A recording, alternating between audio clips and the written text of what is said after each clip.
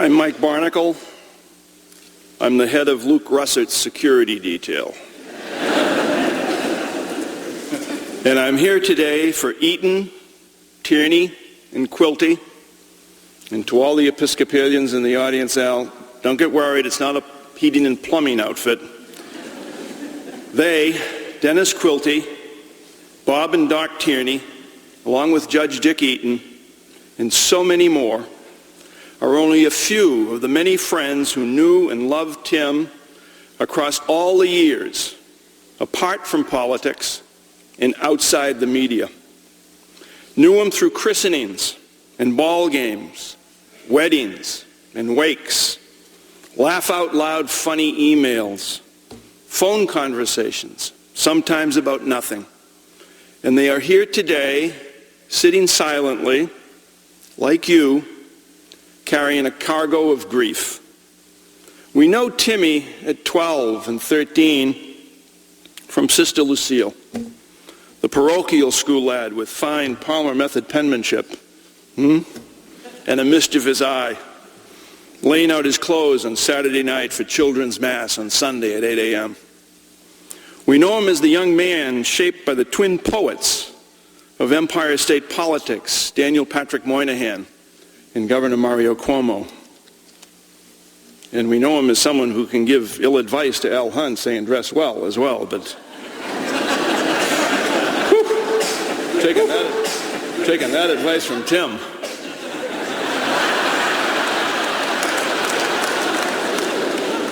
I mean, I'm not one to speak, but from Betsy, we know him in his glory at NBC and Meet the Press, where the MRI machine that is television today provided millions of Americans with a soul-deep scan of a man they grew to love and admire for his authenticity and credibility. And we know him now and always as the friend, the husband, the father, the son, the brother, the mentor to so many, a guy who was uniquely without envy. Tim enjoyed your success, took pride in your accomplishments. But we know that, don't we? So let me tell you about Tim and the summers of his life. His favorite season, I think, even more perhaps than the political parade of fall. When I shut my eyes, I see him at dusk on the grand porch of the Otesaga Hotel in Cooperstown, home of the Baseball Hall of Fame. He has a Rolling Rock in one hand and a newspaper in the other. And Luke has at least $1,000 worth of hats representing every major and minor league team in existence. I see him and Maureen taking Luke to summer hockey camp in Boston. Maureen, baffled at the idea of ice skating in August. Tim, a Rolling Rock in one hand and a newspaper in the other, looking at Luke and seeing Wayne Gretzky.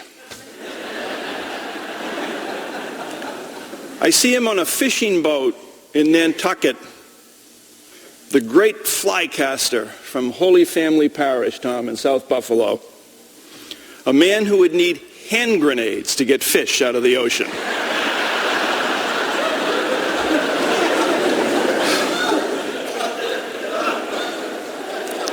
I see him in Connecticut with Maureen, the love of his life, running Luke's third birthday party the way he ran the Washington Bureau, efficiently, kindly, generously, listening to everyone, with a Rolling Rock in one hand and helium balloons in the other.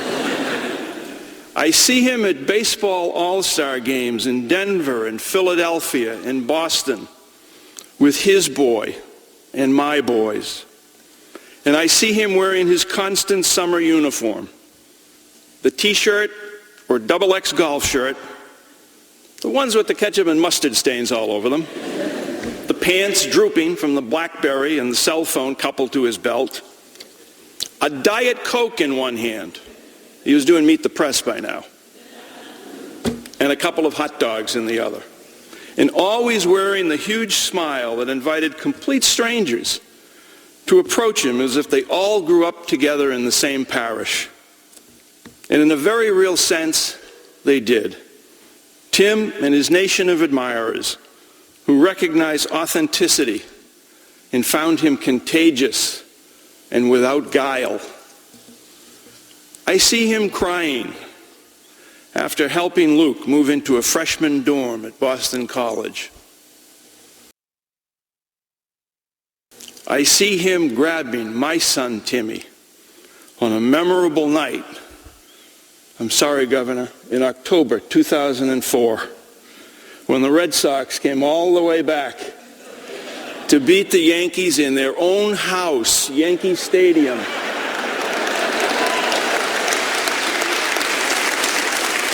Winning the American League pennant.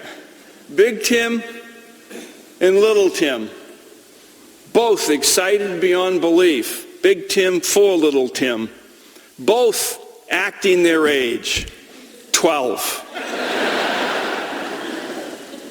I see him in the summer of 1991, when the Barnacles and the Russerts decided to visit the Brokaws in Montana. Tim is from a cement sidewalk, as am I. Two guys who never mowed a lawn, never rode a horse, and rarely saw a river without a paper mill or a steel plant built at its edge. In Montana, Lewis and Clark had an easier time navigating than we did. Two families, two cars. Chevy Chase and John Candy on vacation. Tim had a great idea. Get the kids walkie-talkies so they could communicate car to car. Luke was 6. He rode with Tim and Maureen. Our two boys, 6 and 7, drove with us. Tim's other big idea occurred about 5 miles outside Jackson Hole, Wyoming, on the way to Livingston. We would race to see who could be first to get to the Brokaws. Well, we sped along this flat ribbon of road for miles. Neither of us had ever seen anything like it, just flat as a ribbon. No traffic, none at all, cloudless blue sky.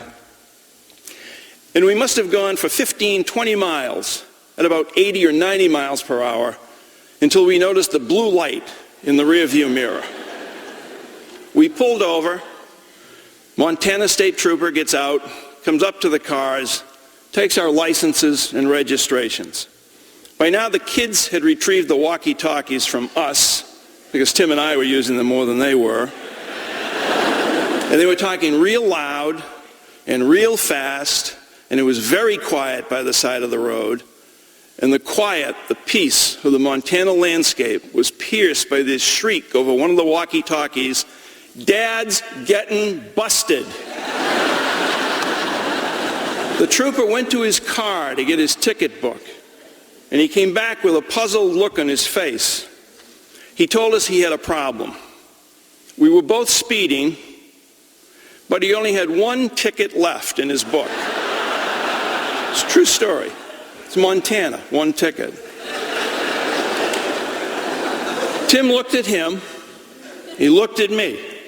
He looked at the rental cars. He looked back at the trooper and said, only as Tim could say, "Well, I was following him. Is that helpful, sir?"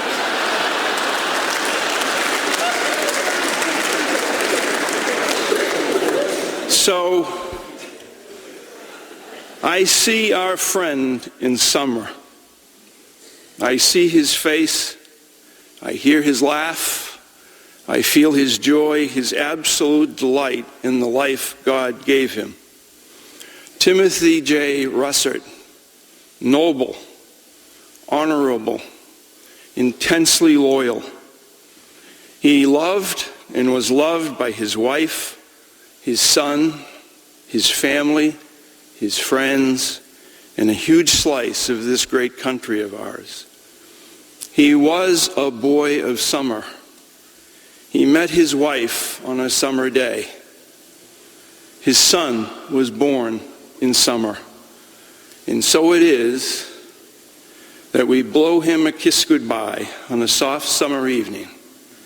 This sweetheart of a man who always, always left us smiling.